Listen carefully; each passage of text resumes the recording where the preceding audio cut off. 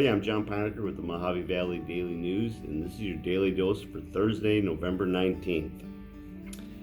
Today's daily dose is brought to you by Tri-State Radiology Center in Fort Mohave.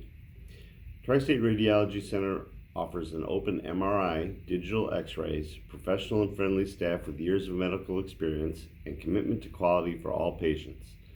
Tri-State Radiology Center offers some of the lowest self-pay options in the area, and they accept most insurances.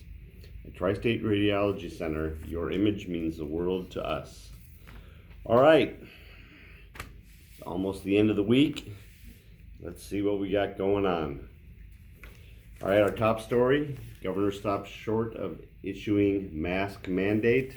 I don't know if you had a chance to watch his press conference yesterday afternoon, but he talked quite a bit about the numbers and how they're going up and how Arizona has been reacting to them. In here we talk a little bit about the numbers, some of the orders that are in place already, and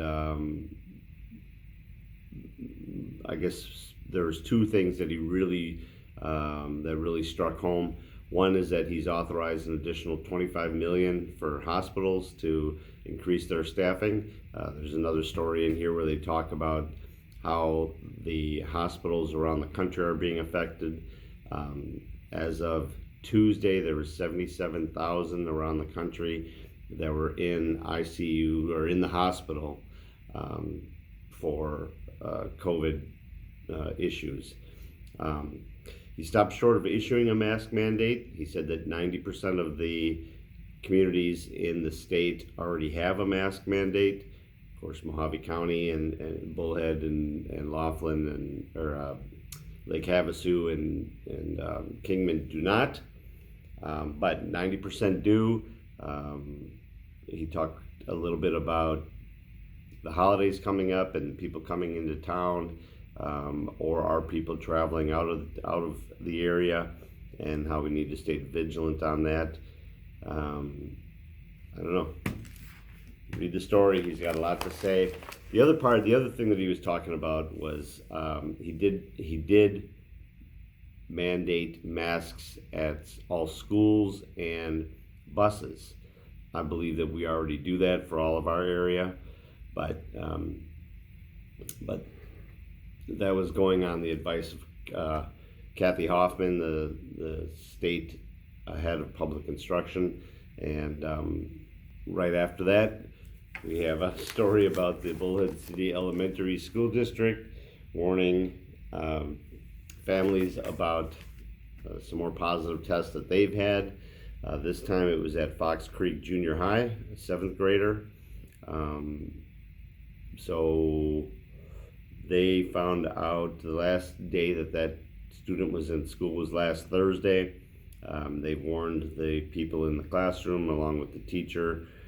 They're doing distance learning right now until they get through this part. The Bullhead Elementary School District maintains a dashboard available to the public.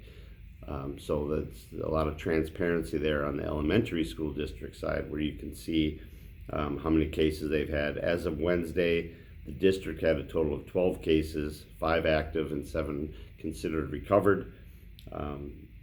They've had them at Fox Creek, Sunrise Elementary, Desert Valley, Diamondback, but nothing yet reported at the middle school or at Coyote Canyon. All right, this is a picture and a little story about the Tri-State Military Moms. They, you know that they do all the banners up and down the highway. What they do is whenever every Memorial Day and Veterans Day, they take down the ones that have either departed the military or they take down the ones that have departed the military. So they had, I think it was 7 that they recognized at the city council meeting the other day. There's a picture of them. And then they also put up some new ones that went in. We have a list of names in here of the 11 that they retired, and then another 2, 4, 6, 8, 9 that they put back up.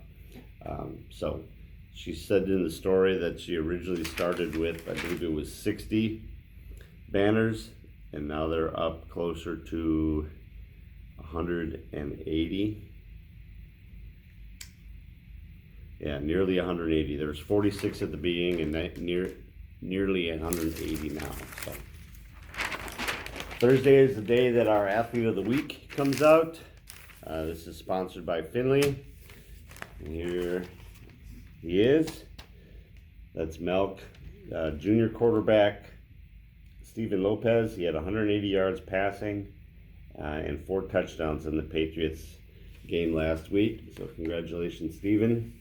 He also has a 3.7 GPA. Brent Seckel, he was one of the guys involved in the drive-by shooting back in 2019 that happened, in I think October of 2019. He was originally charged with murder, attempted murder, and a bunch of other things. It's been dropped down and dropped down and dropped down. Now he per an Alford plea, which is the one where you don't admit guilt, but you admit there's enough evidence there to convict you. He ended up with 18 months, and then 2 years of probation after that. One of his other co-defendants had a bunch of charges against him as well, and that mostly got dropped down. He basically said, I didn't know it was going to happen. I wasn't even in the car. I was in another car. But he kind of, the way it says in the story, it sounds like he kind of helped facilitate it, but wasn't sure, thought it was just going to be a fight. So the GOP pressures counties to delay certifying the vote. We are not certifying our vote yet.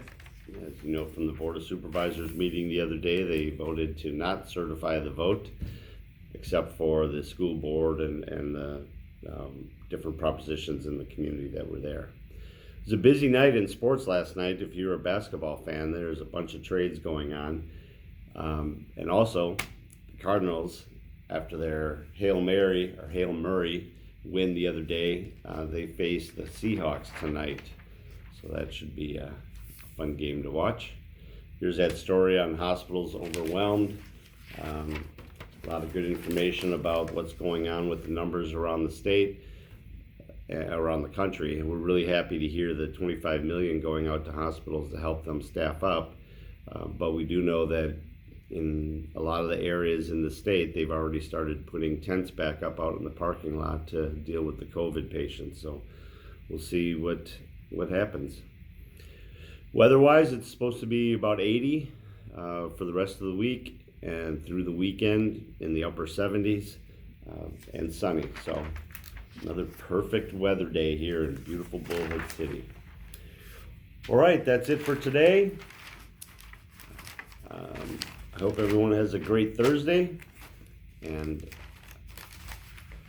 gets ready for finally Friday. So today's Daily Dose is brought to you by Tri-State Radiology Center located in Fort Mohave, Arizona. Tri-State Radiology is here to serve the tri-state area. We accept most insurances and offer cash pay prices. When you have a minute, log on to our website, tsradiology.com, and there you'll find interesting facts and see why imaging is such a benefit for you and your care provider. At Tri-State Radiology Center, your image means the world to us. Remember, we're the Daily Dose and Valley Voices, along with our Athlete of the Week, are now available to stream on the Anchor app, Spotify, Apple Podcasts, Google Podcasts, and more. There's a whole list of them in the description below where it says read more. Just click on that and you can learn. There's clickable links there for all of our streaming services that we use. If you haven't, please click on the subscribe button. It's way over here, and right next to it is a bell. Click on that bell. That will alert you. It'll notify you anytime that one of our videos come up. So, all right, thanks everybody. I hope you have a great Thursday, and I hope to see you here tomorrow.